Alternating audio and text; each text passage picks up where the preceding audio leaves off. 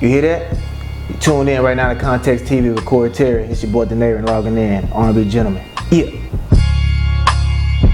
First of all, thank you for doing this. Oh, my man. No problem, man. How often do people fuck up the spelling or pronunciation of your name? Too many times, man. Like, it's pronounced as Denaron. D-E-N-A-R-O-N. So some people have been saying it all kind of ways, man. But Denaron is how you pronounce it. Do you feel like now, because I know we had the conversation before, you even thought about a name change. You remember that? I did. And I was like, hey, if you're good to learn it. That's true. Do you feel like people are learning it? Yeah, they are, and they're catching on to it, they're grasping to it, and it's very catchy, I would say. If you can pronounce Schwarzenegger or, different things like that, I'm pretty sure you can pronounce Denaron. Right. Born and raised Houston, right? Yeah, okay. All day. Now, I'm not sure if you're going to agree with me or not, but when I hear Houston, Texas, I would tend to think rhythm and blues. Right. Right. But your voice, in my opinion, you have a very soulful sound. Thank you. What would you attribute your influence or that sound to, or who, or what? Man, I give major props to Sam Cooke, Luther Vandross. I was listening to the Music Soul Childs, the Brian McKnights, Johnny Gills, and different things like that. So it's all love. I mean, those are my biggest inspirations, like right now. What age did you realize that you got a special voice? Because I thought I could sing for a long time. Yeah. I started hearing people that could really sing, and I got corrected. When did you know, like, oh, everyone can't do this? I think I started realizing it when my mother and my father started begging me to do it, and I started actually getting applauses for it. So there's a difference when you can just hang notes here and stuff like that and sing along, and then like, yeah, but once people start gravitating to it and they start like giving you round of applauses and ask you to sing another song and another song, that kind of builds my confidence. So it's like, hey, I guess I can sing, you know what I'm saying? So, and my first song I knew that gave me that confidence, like this is what I want to do and I can sing, was Sadie by R. Kelly, which he had did the remake, you know what I'm saying? So Sadie. Was that 12 play? It was on 12 play. Yeah, and your parents were letting you listen to 12? Man, but I don't think my mom actually knew the whole album, what it was made of. You know what I'm saying? Because that song was like at the very end of the album. So unfortunately, yeah, man. So I appreciate that about about R. Kelly. Right. What really stands out to me is your writing. Yes. Thank you. Do you work with anybody right now? Is it just you?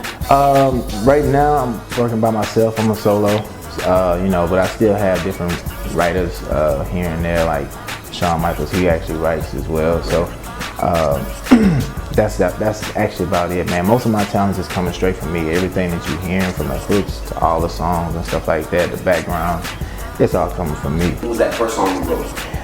Man, it was crazy. The first song I wrote, man, I was actually in a country town, man, called Texas City, and I had this song called "Let Me Know." It was crazy because I knew how to write the song out, I knew how to sing it exactly how I wanted, but I never did learn my ad-libs correctly, which I'm great at now.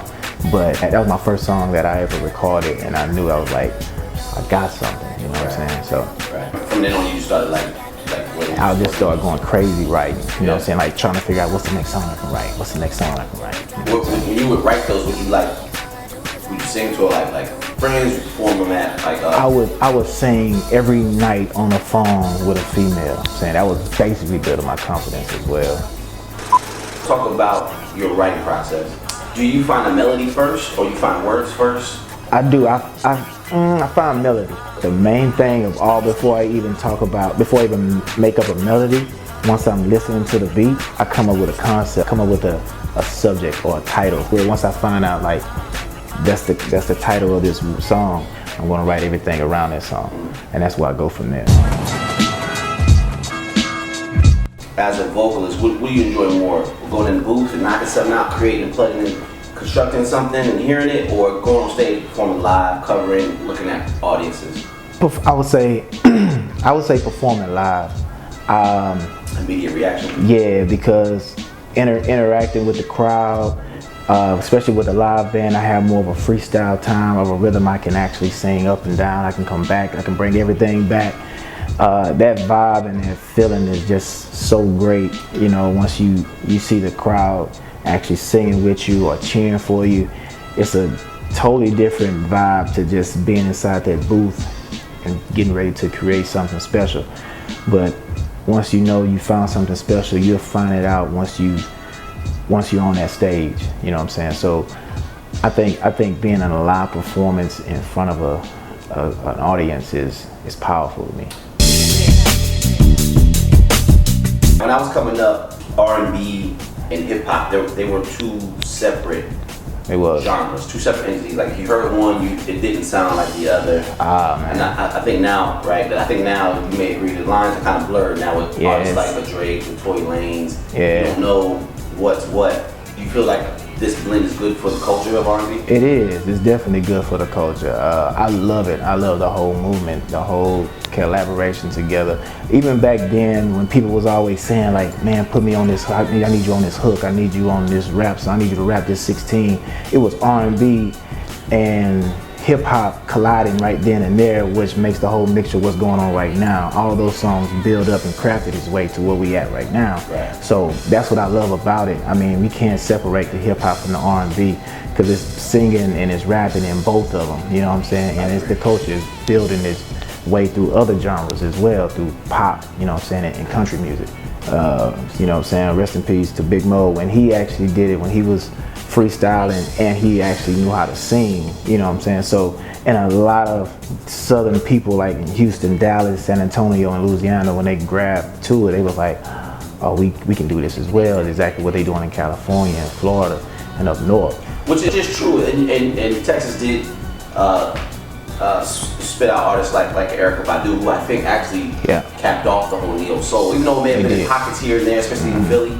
But in terms of a national scale, I think it was Erykah Badu. Why do you think, even though she was the one who may have spearheaded a sound like that, why do you think Texas isn't branded with that?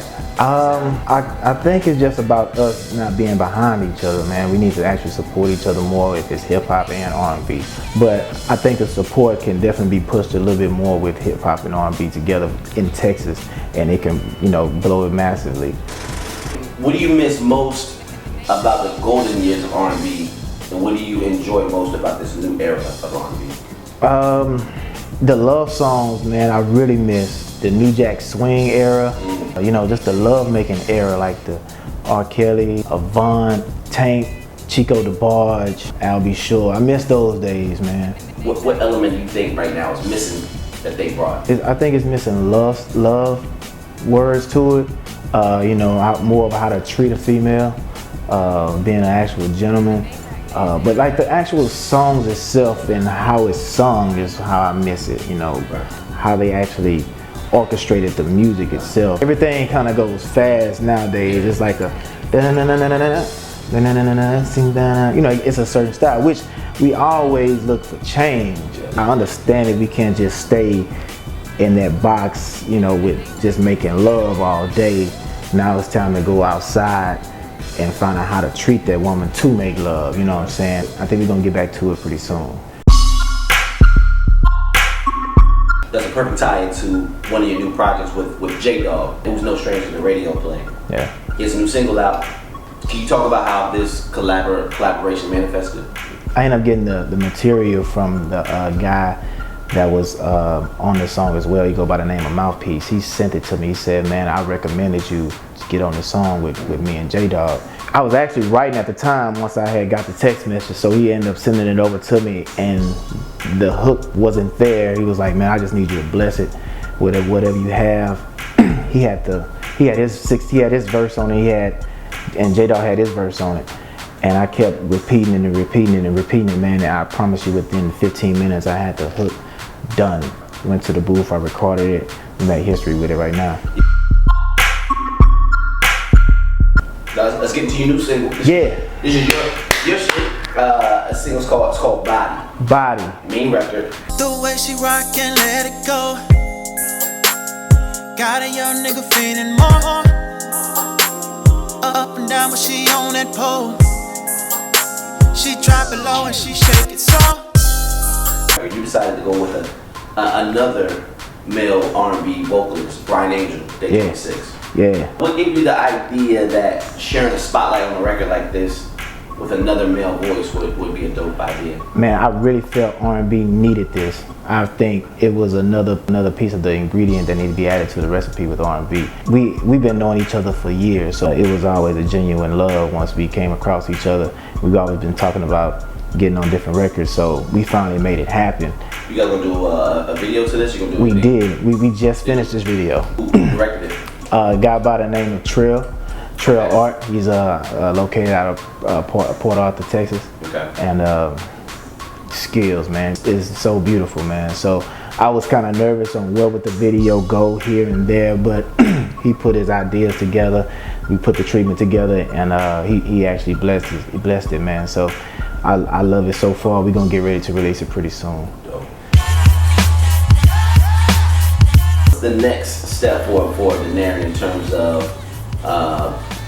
a push through, a breakthrough? The R&B Gentleman, man, is still recording. We working on it, getting ready to work on this mixtape, man. Romance in the Fast Lane 3. Doing shows outside of my city, outside of the state. So I'm working here and there, and just doing more videos, man.